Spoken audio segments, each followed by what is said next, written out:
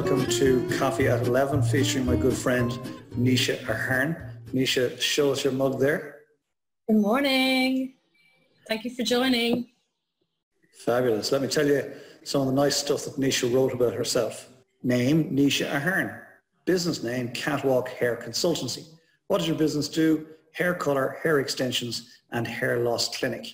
How long established? 5 years. And how many employees? 5. Neisha is Managing Director of Catwalk Hair Consultancy, a 5-star accredited, multi-award winning hair salon based in Limerick City. Neisha specialises in hair loss aesthetics and provides hair loss solutions to both men and women. Catwalk Hair Company also has its own brand line of shampoos, conditioners and styling products. Neisha is wife to Brian and mommy to 2 amazing children, Karah, who is 5, and Alec, 3. She enjoys keeping fit, upskilling wherever possible, and is known to have a few glasses of prosecco. Aren't we all? And something nobody knows about you, that I've always wanted to write a book about my life. That'll be an interesting read. So tell us, Neisha, who is Neisha Ahern before and outside of Catwalk Hair Consultancy? Good morning, everybody. Thank you all for joining in on my meeting with Colm and the coffee. I'm so thrilled to be here. And Colm, thank you so much for thinking of me and for asking me to do this. It's amazing. I was saying to Colm a little while ago that pre all this craziness that happened in the last couple of weeks, my days were very chaotic. And when I had to sit down and think about who I was before Catwalk was born, it was kind of like really hard for me to go back there. But basically, I am the youngest of 3 girls. We grew up in West Limerick, very rural area, very quiet, and very much so my family would have been quite private. So all I can ever remember is wanting to get out of there. I bought my first car when I was 16, before I even had a license, because I just didn't want to live in the country, you know, away from everything and everybody. And I was always a go-getter. And because I was probably the 3rd in the family, I got away with a lot. Kind of had run out of energy by the time it got to me. So I was kind of let loose a little bit more than my 2 older sisters. So I did a little bit of hair after I finished school, but I didn't like the environment back then. Back then it was very egotistical, it was very manic, it was very, just not a nice environment, and it certainly isn't what the salon I have now is about. So I left it. I actually did go to college in Maynooth. I thought I wanted to be a teacher. God love you, Fiona. I don't know how you do it, because I definitely do not have the patience for that. When I left that, I remember I was always working. I loved working. I didn't care what I did. I just loved working. And when I was up there, I was working all the time. And eventually I just left college, and I didn't tell my parents that I'd left college, that I was basically up in Maynooth working away, and they didn't even know I had left college. So my sisters were like, you really need to tell them. So I did, and I thought they were going to kill me, but they didn't. And my dad said to me, he said, if you're not happy, you're not happy. Just come back. So I did, and I got into a little bit of a colourful career path, I suppose, that got me here. But I ended up working in an auctioneer's office with Cherry Fitzgerald. I started out at their front desk, and then they sponsored me to go to DIT Bolton Street in Dublin to study auctioneering. So I did that, and I absolutely loved it. I worked 7 days a week. If I was working Monday to Friday, I was doing a show house. On a Saturday, I was doing on a Sunday. I loved it. I used to study the pamphlets on the houses before I went out to the houses, so I knew absolutely everything. I didn't like knowing or not knowing if somebody wants to know something about the house that I didn't have the answer to it. So I took it very seriously, and I worked there for a long time, I think 5 or 6 years. And then I went on a holiday with my friend to Greece. We had such an amazing time over there. I came back and I was like, oh my God, there has to be more to life than working. So I said to my boss at the time, I was like, I want to hand in my notice. And he said, don't hand in your notice. He said, go do what you have to do and come back whenever you're ready. So I did. The following Friday, I flew back to Greece on my own. And I sat on a high stool in a pub that I was drinking in the week before, not knowing a soul, with a suitcase, and 1 week's accommodation. That was all I had. I ended up meeting a girl over there. She was from Kilkenny. She'd done the same thing as me. We ended up hitting it off as friends. We moved in together. We got a job in the pub that I worked in, and I spent 6 months over there. And I used to ring home every now and again to my old boss, and I was like, "Are you sure I can still come back?" And he was like, "Yeah, of course you can, whenever." I was like, "Okay." So I stayed there, and then one day I was down at the beach and I got a call from my boss, my Greek boss. And he said, "You better come back up. There's loads of Limerick people after arriving." And I was like, "Oh my God." So I went back, and about 10 or 15 Limerick lads had arrived. And anyway, one of them turned out to be now my husband, basically. Long story short. Yeah, and he actually turned out to be my neighbour from West Limerick, who I'd never met. So but yeah, Brian, he's my husband now. We were married when I was 24. And now we have 2 kids together. So it was a bit of a whirlwind. We moved back. We were engaged after about 1.5 years and married just over a year after that. So yeah, he's my rock. He's amazing. And we have 2 fabulous kids now. So tell us about the bungee jumping, please. Oh God. Basically, anytime people used to arrive to the pub over in Greece, it would be like me and the other girl would be like their minders, because we were a little bit older. They were all like, 16, 17, 18. But there used to be like this bungee jumping crane in Greece near the beach. And I'd be like full of bravado. I'd be like, "Go do it. You're only here once, go do the bungee jump." But they'd be scared and they'd be like, "Will you do it with me?" And I'd be like, "Okay, sure. I'm not afraid of anything." I ended up doing, I think I'd say about 15 bungee jumps that summer. Like just week after week, I get roped into just slinging myself off a crane. And I was petrified every single time I did it, but I'd end up doing it anyway. So yeah. That's the case of feel the fear and do it anyway. That's some backstory, Neisha. Not boring. That's for sure. So Neisha, tell us about Catwalk. Tell us about when it started, how it grew, and how it was going up until about a month ago when the world fell off a cliff. So after my auctioneering days were over, I kind of just got out. I went into commercial property a little bit, but I got out just before the boom, or not the boom, opposite of boom, the crash happened. And I ended up getting into sales. I managed a few Google accounts and stuff like that, really corporate high-end accounts. And it was so high pressurized. It was 6 a.m. to 12 at midnight. If you weren't replying to emails and messages and phone calls, you were deemed you weren't working, basically. It was really, really high pressure. So I came home one evening and I was talking to my husband and I was like, "I have to do a hobby or something, because doing work every single evening, 24/7, I'm going to lose my brain." And I ended up going back and doing hair. It was an upstyling course just on how to, do simple upstyles. Went on and I just kept doing them. I did every hair extensions, cutting, colouring, styling. I did beauty, nails, tan, waxing. I did everything. I just couldn't stop at the time. So I was working in the job Monday to Friday. And then I managed to rent a nail station in a hair salon. So Monday to Friday I was working the corporate accounts. Thursday nights, Friday nights, Saturdays, I was working in the salon doing all things beauty. And then I was doing the hair extensions in the salon. The salon that I was working in started doing the hair extensions and they told me I couldn't do them anymore. So I think within 4 weeks later I had opened the first Catwalk on Thomas Street. I opened it on my own and then I realised I was pregnant. So I was 8 weeks pregnant with my first child. And I'd handed in my notice to my corporate job, my company car, my all expenses paid, everything. My company credit card, I handed it all back. 8 weeks pregnant and I opened up Catwalk. My goodness, and how did that feel when you realised you were a handful of weeks in? By the way, I love your style, which is you just decided on a hobby, picked it, then got really stuck into it. And then from the time of making a decision, within 4 weeks, you're up and running in your new business. You're some go-getter. I think, Colin, you know me very well. If I get it in my head, I just do it, whether it's good or bad, but it's done. I'm definitely a doer.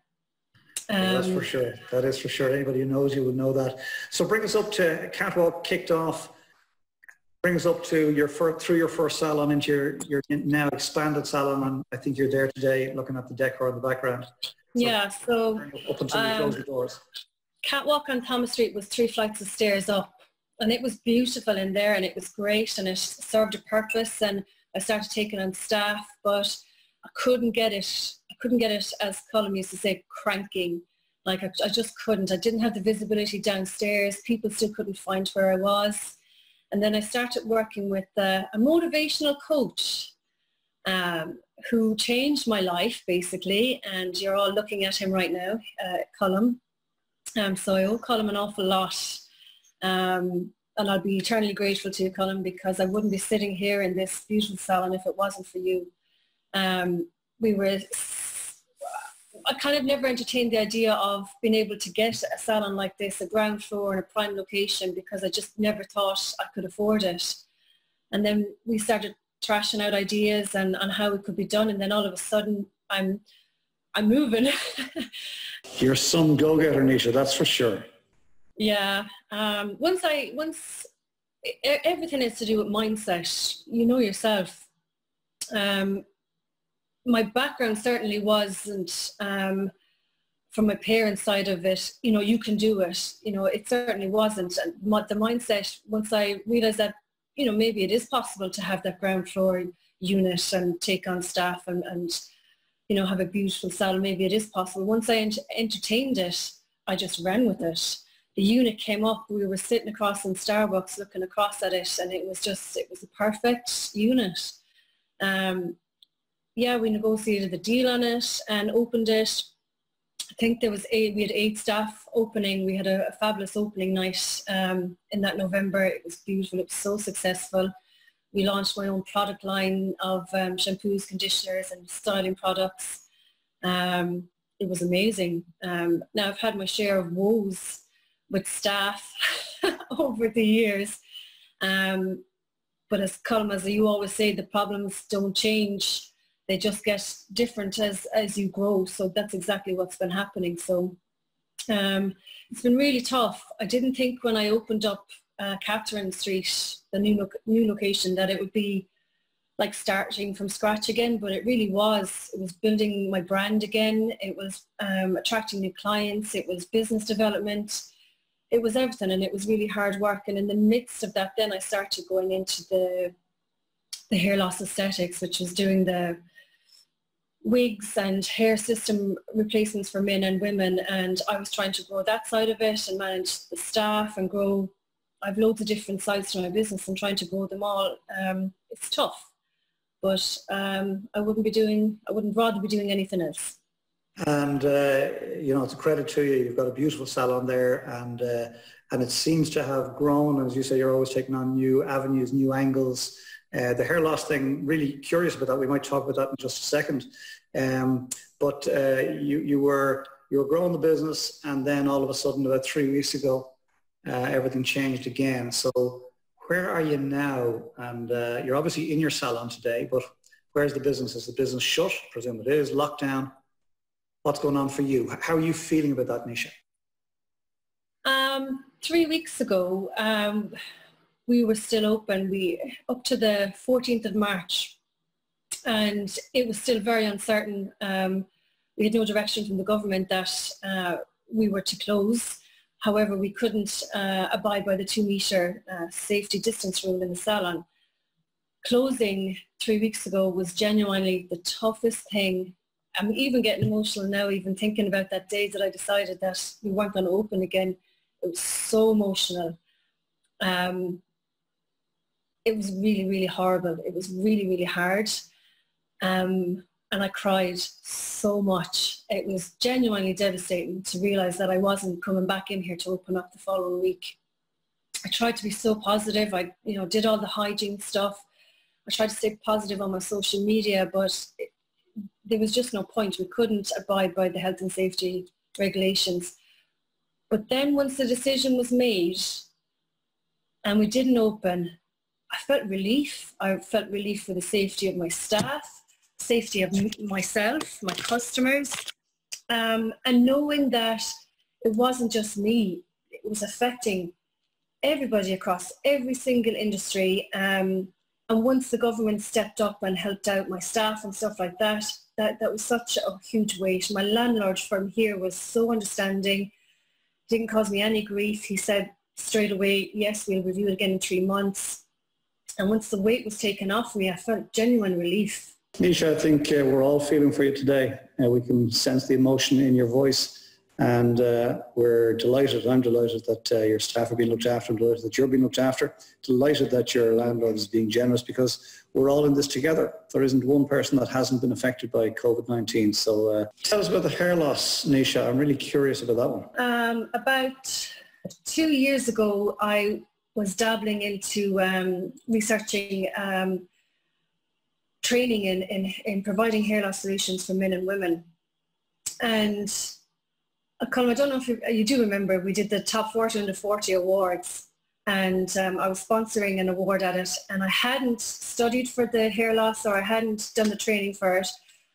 But in the bio, when I was giving out the award, I was saying, it was like I was manifesting that I was projecting that I was going to open a clinic that was going to help men and women, and to take the taboo away from men and men's hair loss.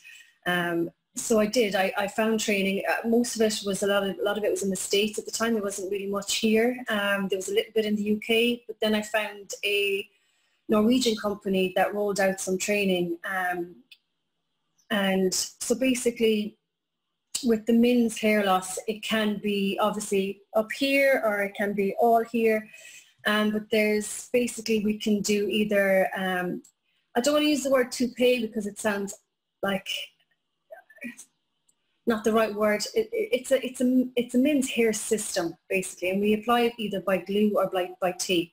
I have guys coming from West Clare, 2 of them in particular. One is 81 and one is 82. And they still care enough to travel all the way from Clare. They come down to me every 5 weeks. We take off their piece, we clean it, we re-glue it and put it back on, and off they go. And they, like, I'm not joking, every age, from 20s up to 80s, I have guys who do it. That's fantastic. The 80-year-old guys rocking up to get their hair looked after. But I would have assumed, Neisha, that hair loss is a male problem, but you mentioned female hair loss. Tell us a little more about that, please. In fact, the hair loss for men and women can be very similar. You can have women who suffer from alopecia spots, or frontal alopecia, which means they lose their hair across here, or in different little spaces around, or completely. They might have to wear a complete hairpiece. So the system is both the same. I still map out an area that needs to be covered, and we still either tape it or we glue it onto whatever area needs to be covered. I just think it's more acceptable these days for women if there's a problem with their hair to go get it fixed, whereas with men sometimes it's like they're just told to accept it. But I think the wheel is turning a little bit so that they can get it done, and it's not as taboo to get it done. Tell us what the world will be like and what Catwalk will be like and what Neisha Ahern will be like when the veil lifts in a few weeks or a few months. I think the world as we know it will never be the same again after this. Even in terms of how much people are going to be more appreciative of even the little things that we do in every day that we've all taken for granted.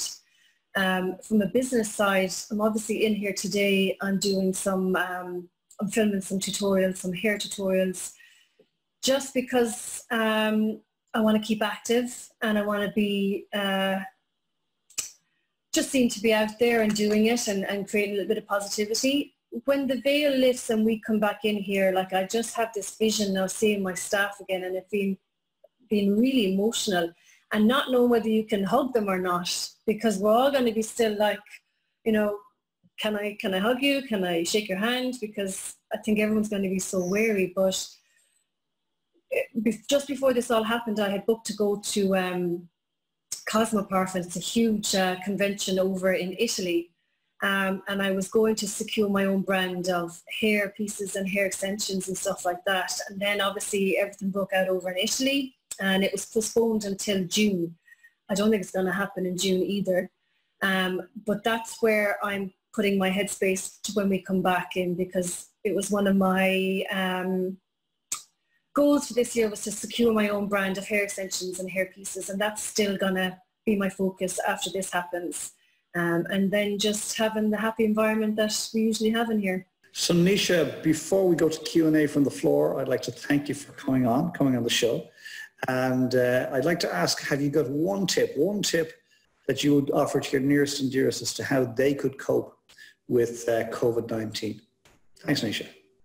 The biggest tip that I can tell you to do, regardless of whether you're still in work or you're not in work, is this. It's my book of to-do lists, okay? Because when I get overwhelmed, like even when I'm off work at the moment, obviously my brain is still ticking over, even with the kids, you know, Karah, I'm homeschooling my daughter now, she's 5, and I put her in an Irish school, which was a great idea at the time until I have to figure out how to do her schooling in Irish. But even at that, I still have a to-do list every day, and I do it the night before. And even if I do one thing or 2 things off that list, it's still giving myself back the accountability, and it will you, because sometimes even if we're off work, but we still have stuff to get done, you know, having a to-do list and a focus and a routine is what's going to help. It's going to help me anyway. I hope it helps you. So who's got a question for Neisha they'd like to come in? Oh, loads of them. So we'll start with Edwina. Welcome back, Edwina. Thanks, Colin. Neisha, thank you very much. Thank you for being so vulnerable and sharing your story and your journey with us. Your work ethic is commendable, really inspiring. And I suppose my question is, you know, what has your drivers been? What inspires you to do what you have done and all that you have achieved? Because it's absolutely fantastic. It's so commendable. I'd have to say it would go back to my childhood, and this is going to be a very honest answer to you, Edwina. In terms of role models, my parents wouldn't have been the most amazing. And when I was growing up, I wanted my independence. I wanted to be able to support myself. I didn't want to be, you know, having to get into a relationship where I was being supported. I wanted to earn my own money, and I wanted to work my own work. And that's why basically I didn't want to be in the position that my mother was in, where she was totally reliant on my father. And I came from that, to be absolutely honest. I have 2 older sisters. They were absolutely amazing to me growing up. They're still amazing to me now. And without them, I don't think I would be here and be the woman that I am, because they're amazing. So that's really why. It's a very honest answer. No, great answer. Yeah, thank you for that. You're welcome. Fiona Doyle, you're live. Hi Neisha, and thank you so much for your very honest story and your journey. I love your colourful history of careers as well, and I didn't know about the bungee jumping, Neisha. Just say I'm very impressed. You me next time, you me. I'll see you jumping off the roof. Might happen yet. No, I just want to know, I'm a client of Catwalk. I always love the experience I get when I go into Catwalk. I'm struggling with it here at the moment at home, Neisha. My first visit, I'll tell you when this all ends. But what is the future for Catwalk, and where does your dream go? Because I know your work, you're such a workaholic, and I just would love to know where you're going to take Catwalk. Well, just before 3 weeks ago happened, I was actually looking at a second unit for Catwalk Hair Consultancy. I'm still planning on doing that. I definitely think I was very narrowly focused when I took on Catwalk here, and I was like, no, it was just here. This is loads. You know, I have enough staff to be dealing with, but I definitely want bigger. And my whole ethos would be, when it comes to my mindset in business, is that there isn't a lot of room for the middle business person, because sometimes you can either be better off if you were with a lesser team and more profit, or you either you go big or you go home. And sometimes you can struggle in the middle, being in the middle. So I'm aiming to go bigger, and sure, why not? We'll see what happens. No better woman. Looking forward to it. All right, I'm going to ask you one, if I may, Neisha. Thank you, Fiona. Neisha, you mentioned in bio that fitness is very important. Anyway, so how are you keeping fit these days? Please give us that.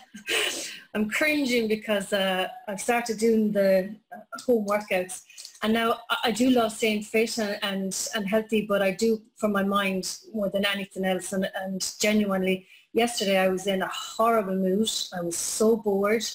I was in a horrible funk, a horrible vibe, and the last thing I wanted to do was do a home workout. But I did it, and I filmed it, and I stuck it up on my Instagram. And I'm cringing, but it makes me feel so much better. Like everything just feels so much better. So I do my home workouts. I follow loads of fitness people, and it might be 20 minutes, might be 30 minutes, whatever, but I do it, and I try and do something every day. Neisha Ahern, namaste. Namaste. Thank you so much.